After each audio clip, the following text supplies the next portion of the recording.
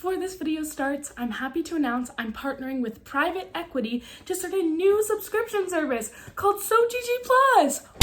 Now, serious talk. Just kidding, not very serious talk. As you can see, this is a very chill video. I don't really have an outfit. It's really dark outside because it's super late, but I need to talk about this because it involves two of my hyperfixations.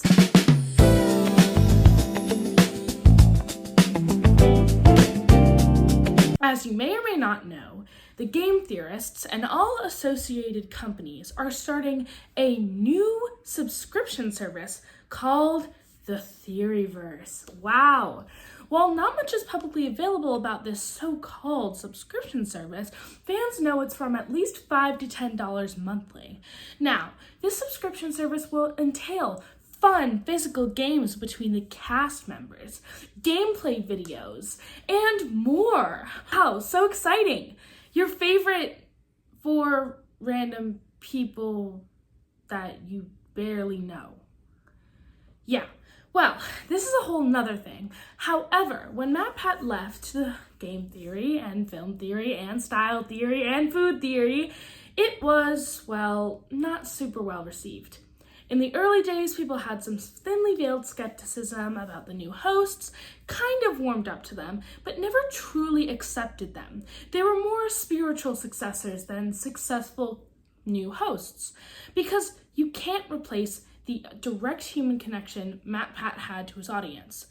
He would stop everything he was doing to film a new video, saying sorry for something, fixing an issue, commenting about a controversy, so you felt like he cared about you.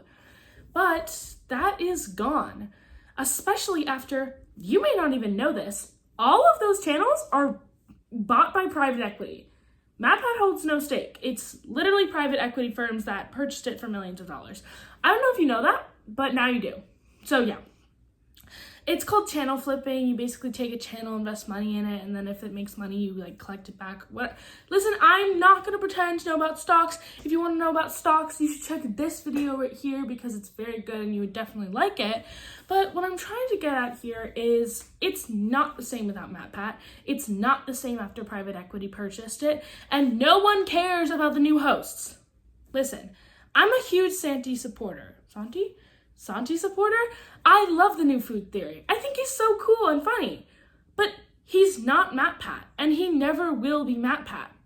And obviously, if someone is not very connected to a new host, why would they pay, let's just say the lowest, which is $5 a month, to see some guy they don't care about do games with other people they don't care about, including cast members, cameramen, and other things? There is an ant on my headboard, and I don't want to kill it because I'm worried that that will have some kind of implication. So what am I trying to get at here? I'm not trying to insult the theories. I'm not trying to insult the intelligence of their fan base. I'm trying to make a direct comparison between someone in kind of a similar scenario. Dropout TV. Hey, hold on. It took comedians that you know and love and ported them over into fun games and community pitched shows that were massive successes. Listen, I know it's a little bit niche or whatever, but you've definitely seen some kind of a game changer clip online. You've definitely seen one of them. They have hundreds of millions of views a piece. And if you haven't, just a quick recap, Dropout is basically something that is a collection of comedians operating on different shows with rotating casts, and they have fun premises. Game Changer is the only game show where the game changes every show. Yes, I have a subscription to Dropout. It's great. Hey, I'm not advertising for them, but it's pretty good, and they're not owned by private equity, although someone argued that they're owned by libertarian neoliberals, but listen, we're not going to get into that. I'm not a political channel. I just don't like AI. And if that's political, sorry. So what is the problem here? Gigi, you're such a negative Nancy. Why can't you just uplift Dropout and Theoryverse? Because they're a perfect dichotomy. We have Dropout, hugely successful multimedia company, pumping out new episodes that millions of people, hundreds of thousands of people wait for every month. I know I'm tuning in to see the Dr. Mike Game Changer episode on May 19th, as I should, but who is excited for Spin the Bottle with 4 theory hosts? I feel like Dropout is so iconic because so much care, thought, and effort is put into it for the community by somewhat of a community. Yes, it's a corporation, but it feels good. It feels like a nice show that you can watch to support your favorite comedians. And it doesn't feel fake. It doesn't feel random. It's not a YouTuber who used to be great and then left 4 random people in charge, and then now they're trying to charge you $5 to watch them do stuff. It's a bit odd. It leaves a sour taste in many people's mouths. Why would we want to lock out content for hundreds of thousands of people that are subscribed because they can't pay $5 to $10 monthly? They advertise it as just a cup of coffee a month. Girl, with inflation, a cup of coffee could be $9 at Starbucks, so that doesn't really narrow it down. The law of supply and demand dictates that a market kind of runs on how much there is of a product and how much people are willing to pay for it based on availability. There is absolutely no demand for this product. Even if you put out 1 million episodes, you're not going to make much because no one cares about it. With Dropout, they put out a few high-quality episodes every week. They have each of their shows producing another episode weekly, bi-weekly. I think Very Important People is weekly. It could be bi-weekly, I'm not sure. But it's a variety of shows with a variety of cast members. Yes, there are some staples like Brendan Lee Mulligan, Zach Oyama, Vic Michaelis, but these people are rotated out so they don't feel stale, stagnated, or shoehorned in. Unless, obviously, they're hosting a show. Like, Very Important People is hosted by Vic Michaelis. So, why is there a problem? There is just absolutely no reason for the show to exist, and it seems to be trying to piggyback off of Smosh, for example. They have a premium membership and a premium launcher because they are also a rotating cast of comedians that are performing in new and interesting videos that have cool premises. There's Smosh Pit, there is Smosh Games, there are certainly more. I'm a Smosh Pit fan because of the reading Reddit stories, so I don't really know much about the others. I'm sorry. I'm a LARPer, I'm a fake fan, but, I cannot get over how kind of entitled it seems almost to assume that your audience is loyal enough to jump off platform. I don't remember their name. I really hope, editor, put it in, please, because I feel like an idiot. But there's a perfect example of this going horribly wrong. Basically, they took all their videos off of their channel and ported it over to some random subscription service one day randomly and was like, guys, we're just pivoting. And obviously it was received horribly. So there seems to be some kind of fight going on downstairs. Interesting. Maybe my next video will be on that. No. This video is also coming out of nowhere. I know I posted a topic poll. I'm sorry. I need to make this video because I love the theorists. I have been a theorist since 2020. During COVID, I was watching them. I loved Game Theory. I absolutely loved those videos. I loved MatPat. Recently, I loved the How Long Could You Survive in a Grocery Store food theory video. But I cannot defend such blatant disregard for what the fans want. Listen, I could count on one hand how many people have asked for a dedicated theorist launcher hub for premium episodes. Who is this for?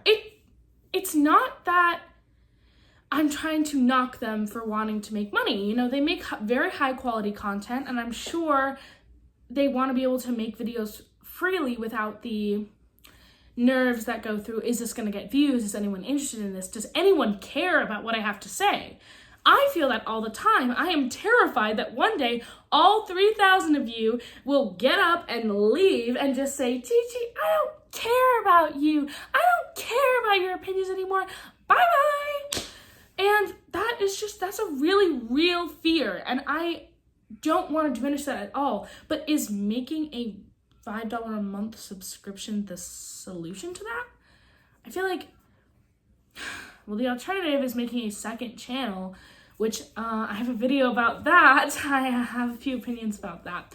But honestly, Dropout is a success because it cares about the community. MatPat was a success because he cared about the community. But once you corporatize it by bringing in these private equity firms, once you port it over to a premium subscription, you can't exactly play the community hero card anymore because it doesn't seem like you care.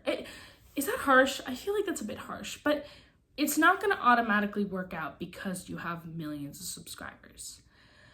Even if I got 10 million subscribers, if I had a website which is send me $10 million right now and I expected everyone to go there and do it, that is ridiculous. Obviously, that's